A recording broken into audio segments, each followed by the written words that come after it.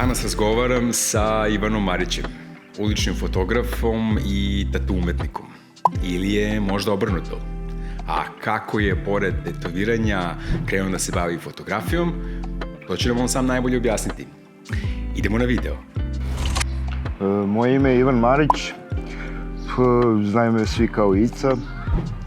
Tatu artist sam već jedno 15 godina i time se bavim ovako za novac, što kažu. Evo nam piće stiže. Fotografijom sam počeo da se bavim negde pre jedno 4 godine. Iz nekih svojih jutarnjih šetnji po gradu, slušanja muzike, jedan dan mi je došlo kao da ponesem fotoaparat sa sobom i onda sam neko vreme vidim cvet neki, vidim drvo, kantu za smeće i onda iz dana u dan sam počeo da primećujem ljude i tako je nekako iz dana u dan raslo interesovanje, posle YouTube, klipovi, street fotografija, nisam ni znao da to postoji nekada. I onda sam počeo da istražujem i malo po malo da fotkam sve više ulicu. Da, prve oprema, ne znam, imao sam uvijek fotoaparat zbog tih tetovaža koje sam fotografisao za posao. Tad je bio neki Sony D70 ili 70D, tako se nešto zvalo. Prvo sa njim i onda sam kupio prvi Fuji X100S. I tu se zaljubim u sam dizajn, retro izgled te kamere.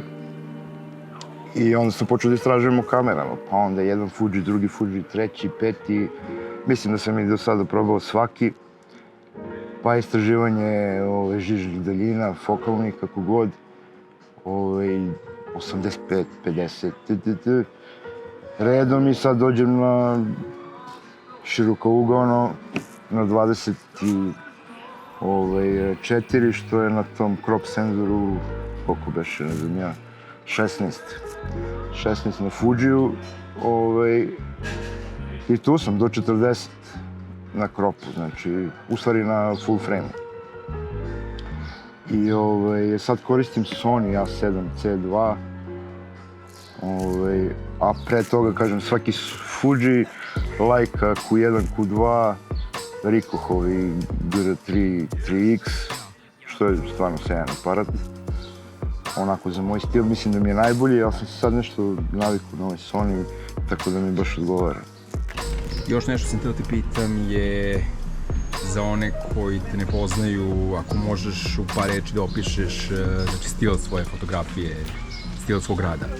Stil fotografije, pa kao, nazovimo ga street, ulična, ali isto tako mislim da je dokumentarna.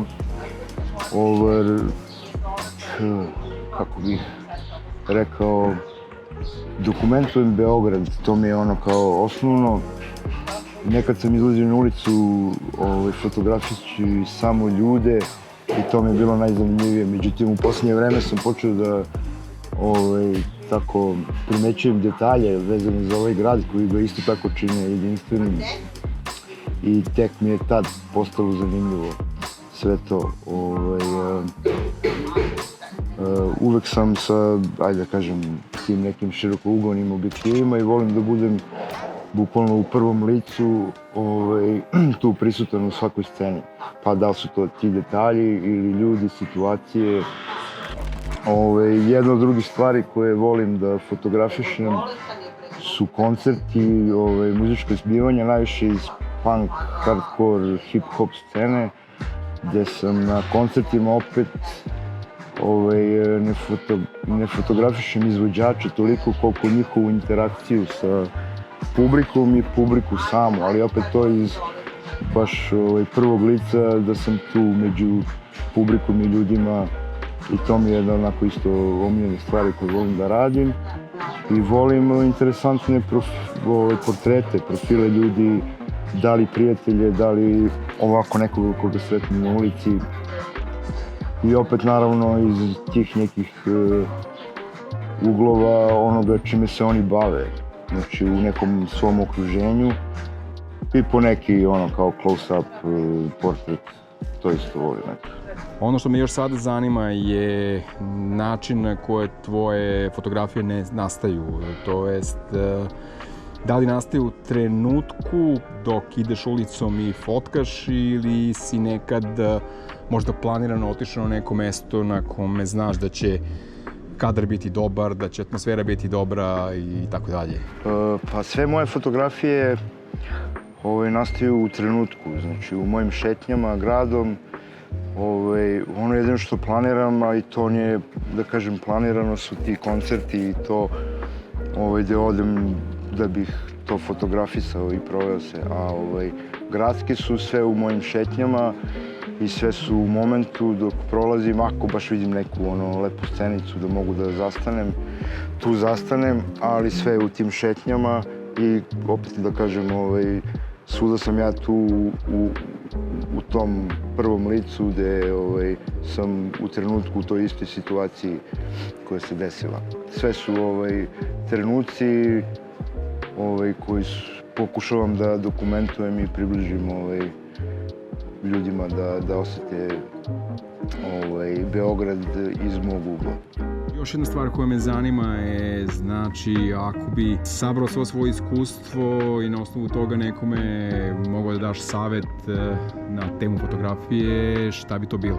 Pa sad, šta bih ti rekao, iskustvo mislim da mi nije baš neko veliko, da bi ga davao nekome na tom nivou kao fotograf. Ono što ja radim nisu kompozicije da budu savršene, niti bilo šta.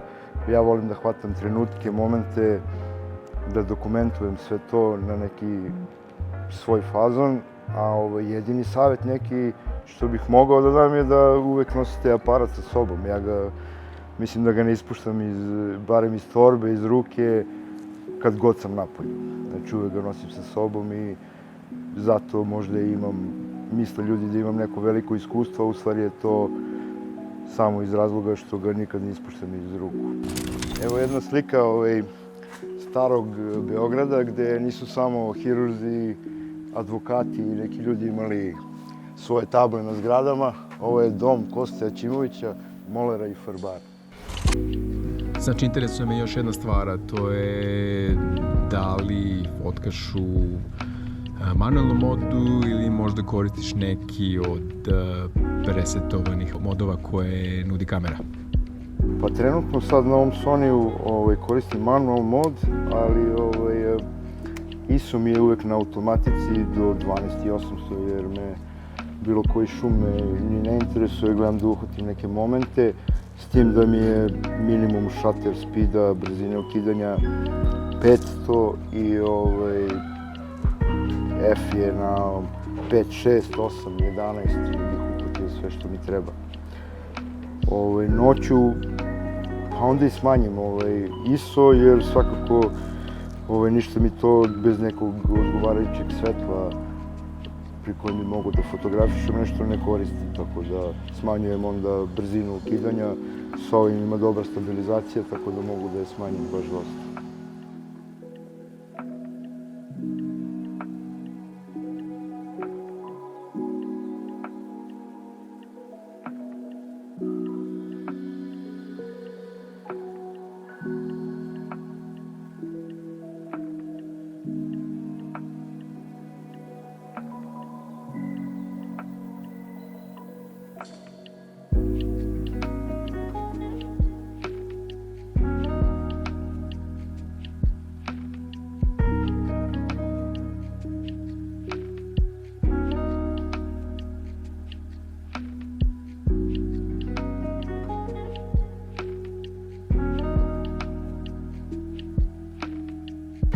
To je bio kratak intervju sa Ivanom Marićem i ovom prilikom želim još jednom da mu se zahvalim na vremenu koje je izdvojio za razgovor sa mnom. Nadam se da vam se priča dopala, da su vam se fotografije dopale i ako imate predlog sa kime bi mogao da popričam u budućnosti, možete mi ostaviti to u komentarima. Toliko od mene za ovu nedelju i vidimo se sledeće. Ćao!